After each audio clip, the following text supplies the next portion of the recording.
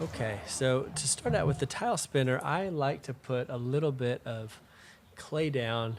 You know, when you're laying tiles, you put grout underneath tiles. When you're using the tile spinner, you want some wet clay down there, and really that's the main thing that keeps it secure and from wiggling around in there, like even to the point where there's a little bit of suction. And you just push it on down there. If your tiles are kind of gunked up with previous layers of clay, sometimes it can be hard to fit in there. But in general, I say get the um, doll tile bright white 6 by 6 inches is what this is meant to fit perfectly. All my tile spinners are the Home Depot bright white doll tile tiles.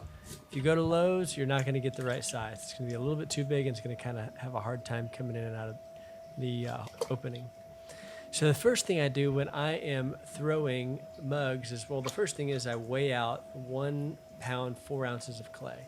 And that gets me the perfect mug every time. Now look here, you see where it's right about midway up, it actually started moving on me to where the top part was coming unfastened from the bottom part. It's not a big deal. Just keep on going, cone up and down a few times, and all those little inconsistencies will disappear. Anyhow, just cone it up and down. I think this clay was just a little bit drier than I wanted it, and so I was kind of getting it wetter. Now I'm gonna center. Oh no, I'm still coning. Up and down. So coning does two things. It gets all the particles going in the same direction, and it also gets everything centered really well. So usually at the beginning of the day, it takes a few minutes to get like your groove. So I'm centering. I'm taking my right pinky. I'm digging in right next to that wheel head, next to the tile, and I got my left hand as my wall hand. My right hand is the wall hand. My left hand is the top hand. Boom, pushing it, getting it right in center. Now I'm making a little tiny hole with my thumb, and I'll fill that hole with water. Now I apologize because I have my hat on, and I think later I corrected this, where I took my hat on, or I flipped around backwards. But so I make that hole, then I V it out. I'm following Simon Leach's 7 parts to throwing a cylinder. I've always done that since I started throwing. I flatten it out with my base, and now I take this wooden rib and I get it really flat at the bottom. And this is the part where you could add a swirl, or because I'm putting stamps on the bottom of my mug here, I'm just gonna keep that base totally flat. So now I'm pulling up those walls. Something got out of whack here. Do you see it? It's a little wonky. This would be a good one to comment on. So what do you do when you get a little wonky? Do you, I don't remember what I did here to get it off like that, but I'm just gonna keep going. I think I wind up just cutting off the top later on, but in these early stages, you can still fix it. Collaring it in, reaching all the way down to that bottom of the plate, make a little tuft of clay, and I'm pulling it up. Pull that tuft of clay up.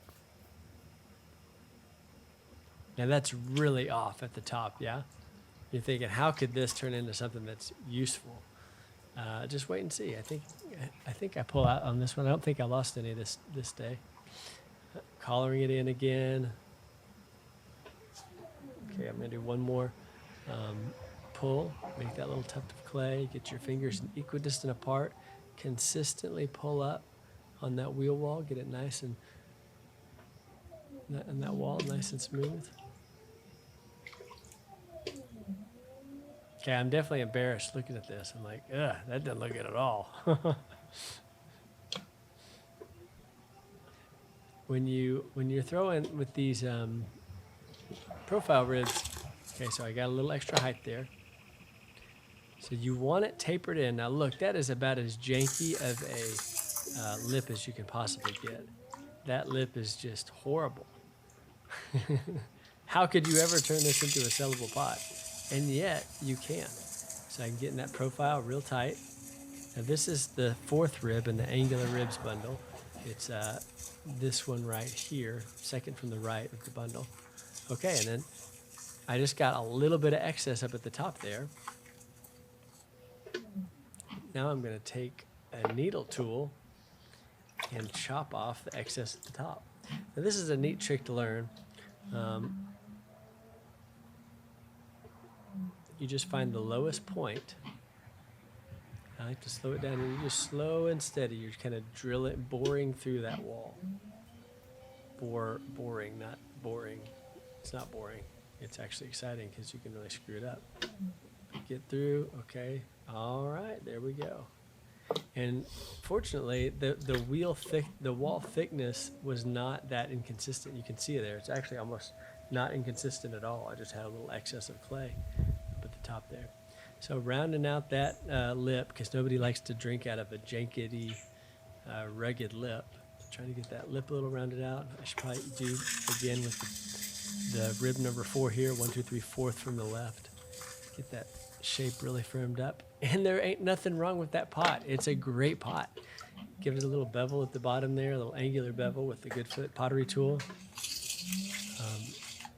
I have 5 Goodfoot tools that produce a ton of different feet types that you can see down here in the bottom right screen. So I like to put a little water in there sometimes and swish it around, because sometimes I get little flecks of clay and stuff down there. And you could use your sponge on a stick tool and stick it down there, but sometimes it's kind of cumbersome. And it's easy to just put a little extra water in there, swish, swish, swish, and we clear out all the debris. Now you can see left screen that clay at the bottom there is a little hard. I like to keep it moist. Sometimes I like to rough it up with the pry tool there in the foreground. You just want that clay nice and soft so it's going to stick to the bottom. If it gets dry, it's not going to stick to the bottom of the tiles. The bottom of the tile, you can see the texture in this middle area of the tile spinner there. It's got this like lined texture. That's actually from the base of the tiles, the doll tile 6-inch bright white tiles that you get at Home Depot. Again, I saw another guy demo the tile spinner, and he got tiles from Lowe's for the white tiles. And the Lowe's ones don't work with the 6 inches. The Lowe's ones work for the hexagon. If you look at the top right screen there, that one has that hexagon shape there. If you take that hexagon shape out, it fits perfectly for, I forget what the name of the tiles are, but again, it's on the website. And they are so convenient for throwing big bowls. Like you could throw, and for those tiles, I want to say it's a little under $2. It's not terribly expensive, but these white tiles, doll tile, bright white, $6, Home Depot. Don't go with anything else. I'm not allowed to say that on Amazon because they'll take it down because they don't want you to talk about anything that's not on the Amazon platform. So that's hard for me because people will buy this and then they'll buy the Lowe's tools, the Lowe's tiles, and it doesn't quite fit quite right, and they're like, oh, this product sucks. No, it just goes with the Home Depot tiles rather than the Lowe's tiles. So anyhow, so we're throwing this, we're working on these angular ribs again.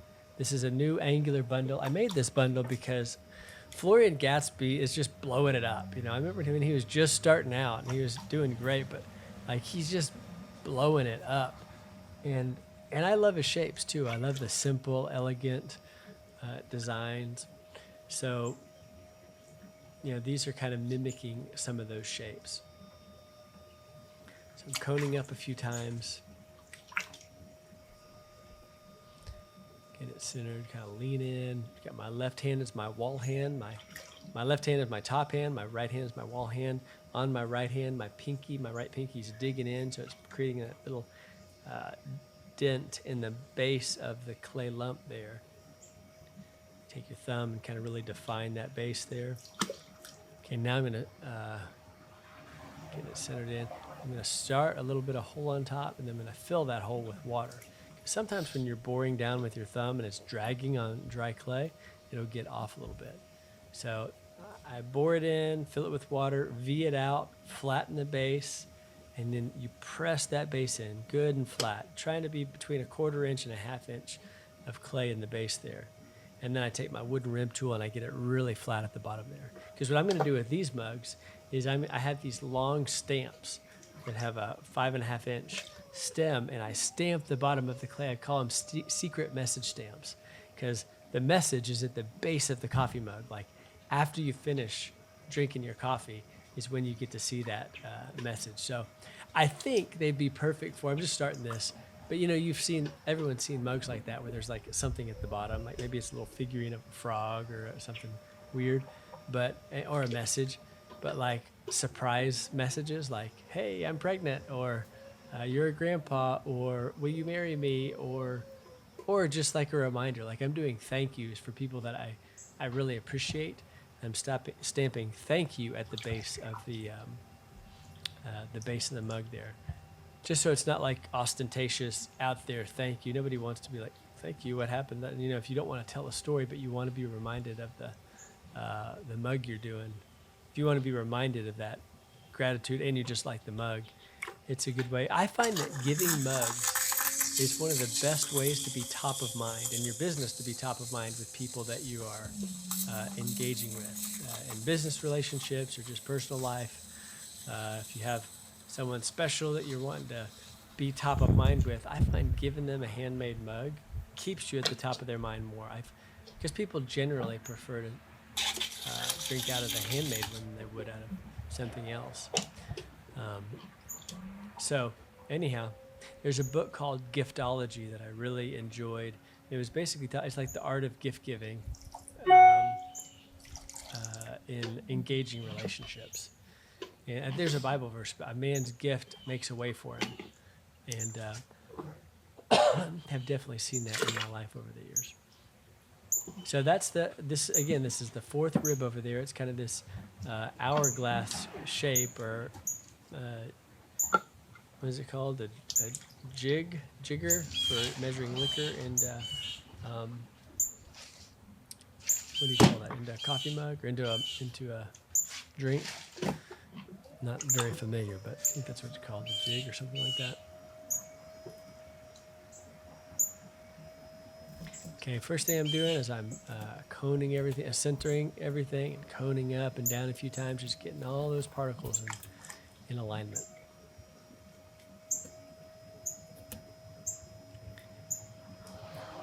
This is also a good way to kind of loosen up your clay or make it a little bit wetter. If you while it's extended really high like that, you kind of wet down the walls, you smash it down 2 or 3 times with that, it gets wetter. It gets easier to work with. So all this clay that I'm using right now, because it's been a while since I threw, and a lot of my clay is kind of dried out and nasty. So I recently made a video on how to rehydrate clay, and I just experimented with a few methods. I think I found the best method so far of rehydrating some really janky clay. Okay, so I'm centering down, digging in with my right pinky. My left hand is the top hand, my right hand is the wall hand. I got my elbows anchored into my body, and I'm kind of leaning in. I'm not using the strength as massively strong as my arms are. I'm not using that. I'm using the weight of my mass to kind of lean in, push down, and force that clay into the centermost point. Now I'm taking my right thumb and I'm burrowing down there. Now I'm going to fill that with water, and I'll V out I wish in the next video I changed my hat position because I'm totally covering up the camera here. But you V it out, and then you flatten the base with one thumb going out from the center to the right side.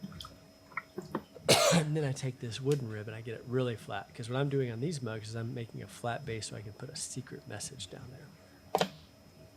Okay, now I'm going to collar it in. I'm going to create a little tuft of clay at the bottom with those walls, create a little tuft of clay. I'm just going to pull that clay up, pull it up from the sides. So the whole goal of getting height on your walls is you have a lot of clay near the wheel head, and you want to pinch off a little bit of that clay that's close to the wheel head and just extend it up, distribute it up over the vertical height of the pot. So not quite there. Probably 1 or 2 more pulls and I'll be all the way up.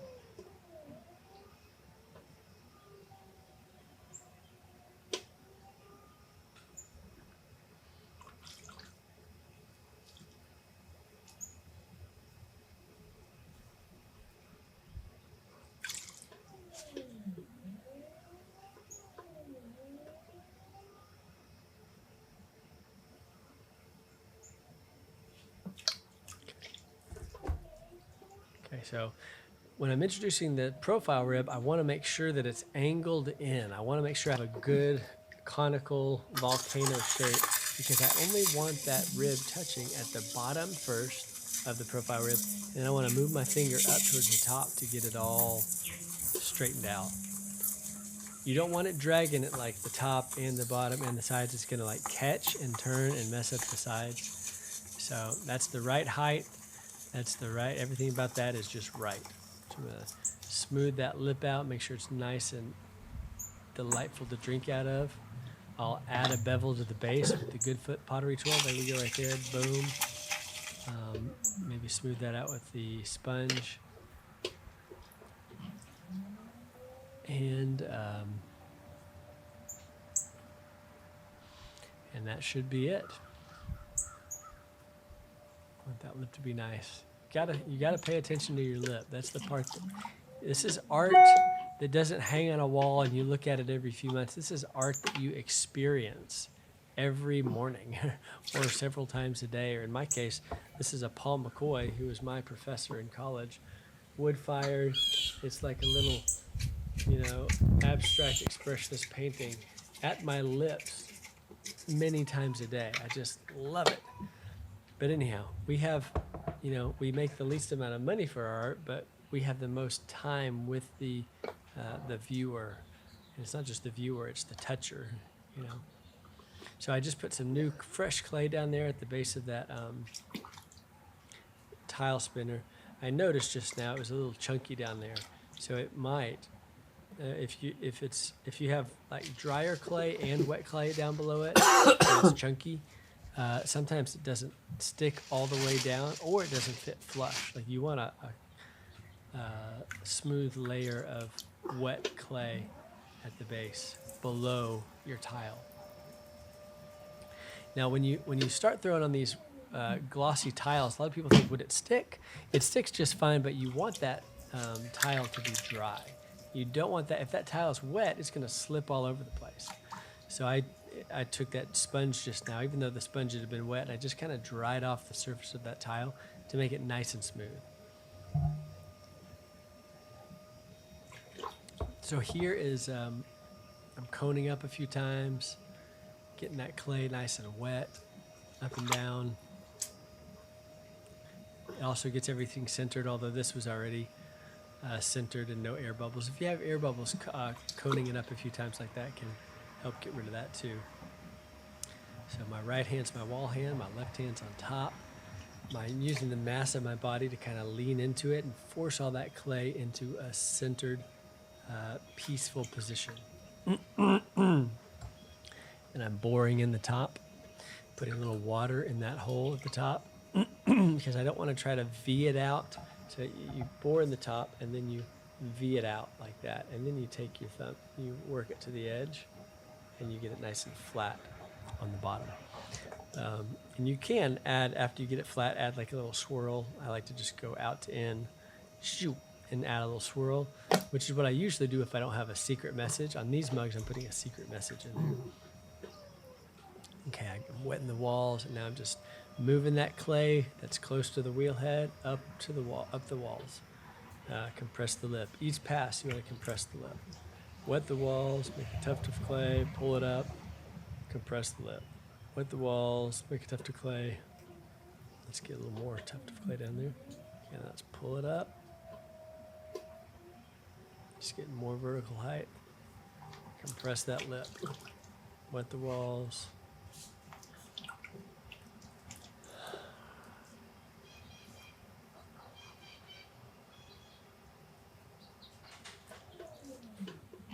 And make a little tuft of clay.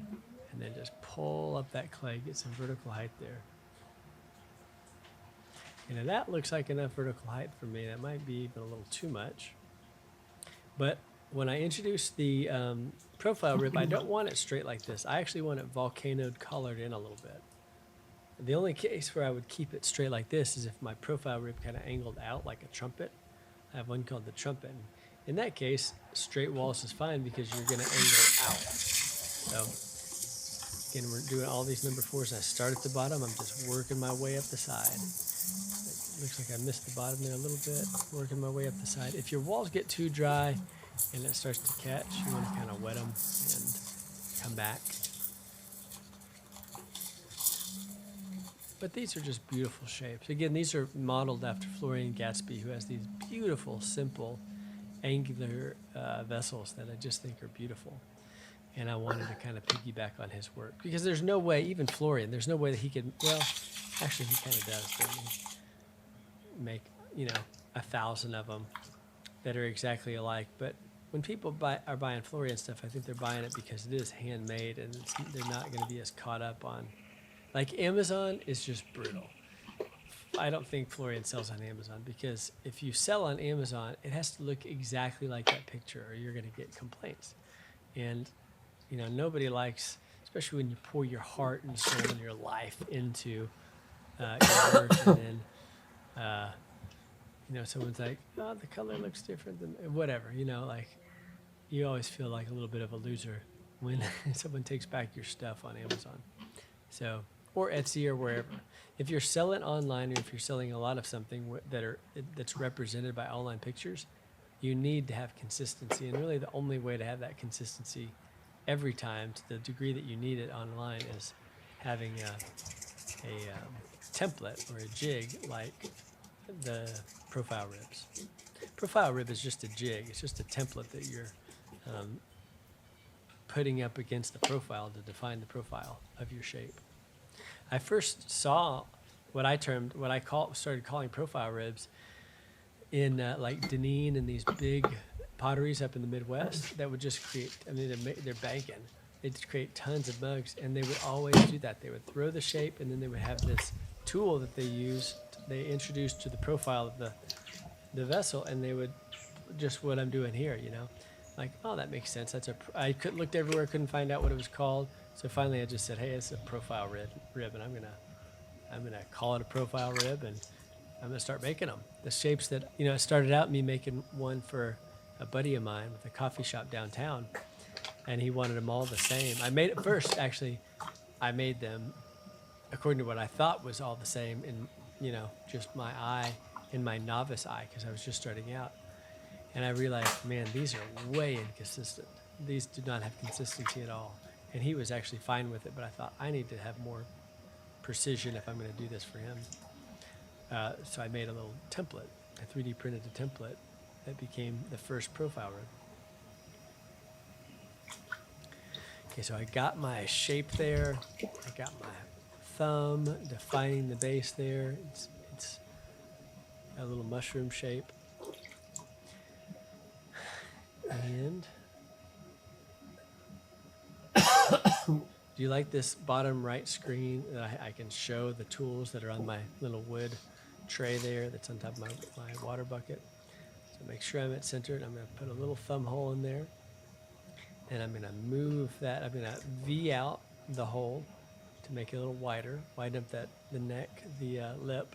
And then I'm going to take my right thumb and I'll just trace the base. And I try to stay between 1/4 and 1/2 of an inch from the base, usually closer to 1/4 from the base, because I'm not doing any trimming on these. I use Simon Leach's cutoff wire to cut it off of the tile when it's at leather hard, and I don't do any trimming after that, which is such a time saver. Okay, so I'm making a little tuft of clay there at the bottom, and I'm just pulling that clay up off the wheel head. Up, up, up. Compress your lip, wet your walls, clean the water out from inside of your base. Tuft of clay. Pull up those walls. Get that clay that's hanging out at the close to the wheel head. Pull that up. Distribute that out over the vertical height of the vessel. Dig in there with my right hand. There's two parts of making that tuft of clay. There's pushing in from the inside out from the hand that's on the inside of the vessel. The more important part is actually going in, pushing in from the outside in at the very base, because that creates that tuft of clay, and then that's what you grab hold of and pull up on. So this was way too tall. I'll probably need to. Sometimes, when you color it in like that, it's actually not too tall. I think this one might be, an 1/8, 1/4 inch too tall. I'll probably need to cut this one off. You don't want to have things. Maybe not. We'll see what I do here. Get that edge really good. So one trick too is if you're a little bit too high, you can actually just move your profile rib out a little bit, out from center a little bit, and And because your base gets a little bit wider there, it takes off some of that vertical height. Okay, it looks like I didn't cut it off. I just left it as it is. So that will make about 1/8 of an inch difference in the fired piece of work. So this profile rib is 12 centimeters tall, if I'm not mistaken. I think it's 12. It could be 14, actually. I have it right here. Why don't I just look?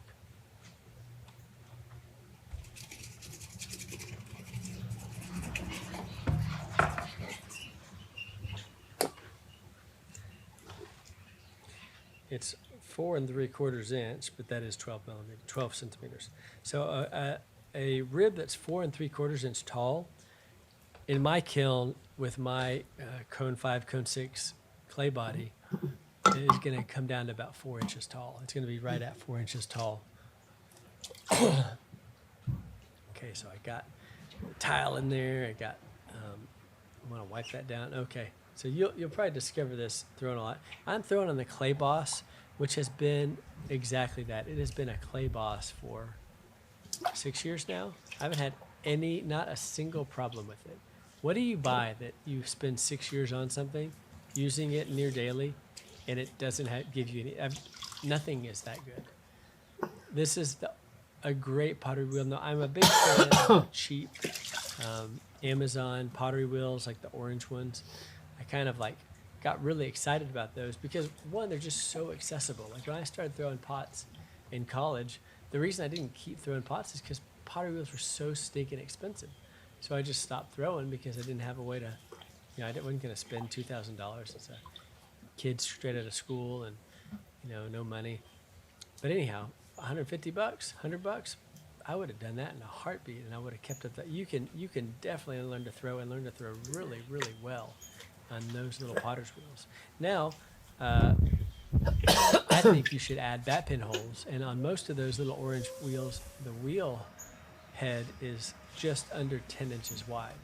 It's like 9.8 inches wide, not wide enough to get 10-inch center bat pin holes. So I suggest, and I have a little template for it that you can, I'll try to link it in the description below, but putting 9-inch center bat pin holes in there, and then getting my tile spinner that's created for the 9-inchers, for the 9-inch center bat pin holes. Fits the same 6-inch dowel tile in there from Home Depot, the 39-cent tile, which is still 39 cents. Even as we've experienced crazy inflation like we've experienced, it's still 39 cents. So anyhow, coning up a few times here, up and down, getting that clay all kind of lubed up and ready to throw. I'm going to dig in with my right pinky, pushing in. So I like to anchor in, both arms in. My right arm is kind of the wall hand, and I kind of just like lean into it. And my pinky on my right hand is going to dig in there. My left hand is going to be the top hand. Taking my thumb there, really defining that base. Taking my right thumb, digging in. I'm going to fill it with water so that I don't mess up the center as I'm boring into that clay. I'm going to V out, and next step I'm going to take my thumb and I move it along the base there to create a really flat base. And I'll try to press down on that base 1, 2, 3, 4, 10 times. Because if you get an S-crack, it's going to be because you didn't compress your base enough.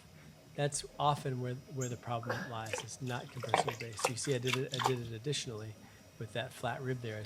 I got it really flat. The reason I did that is I'm going to have these little secret stamps in these mugs. So I'm putting a thank you. I have one that says thank you, and I'm sending it to people that have affected my life in a really positive way, and I'm sending them mugs. Whether they're people online personalities that I really like and have enjoyed, or whether that's friends here in town in Waco that I'm like, man, this person really has just blessed me. Create a tuft of clay, get your finger underneath that clay. My left hand's pushing out slightly, my right hand is equidistant on the outside, and I'm just pulling that wall up, getting that clay that's close to the wheel head vertical. That's how you do it. Dig in there with that right hand, pushing out slightly with the left. Fingers equidistant apart. I'm just moving up that wall. Now, I didn't go all the way up there. That's usually a no-no, but I didn't want to thin it out up top. I'm going to collar it in, which is going to give it a little extra height. That's just about right.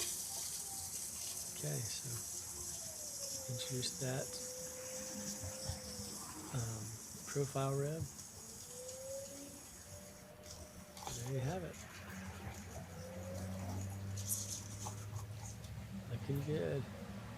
Now, of course, how that base hits the, you want to create a little bevel here. Is that base just slamming into the table that's on like that's no good. You want to create some sort of visual break there so that it's not just like slamming into the bottom there. And I like to fill it with water to get any junky junk that's in there out. Swish it around and just make sure there's no chunkies in there. You can also use a sponge on a stick to clean it out. Sometimes that creates a little bit of, when you use a sponge, it kind of draws out the grog, makes it a little more sandpaper-like. And anyhow, that's how you do it. All right, I'm 30 minutes into this one. I think I'm going to stop on this one. Looks like I'm 31 minutes and 21 seconds. I'm going to stop on this one and come back to it later. And stop over here.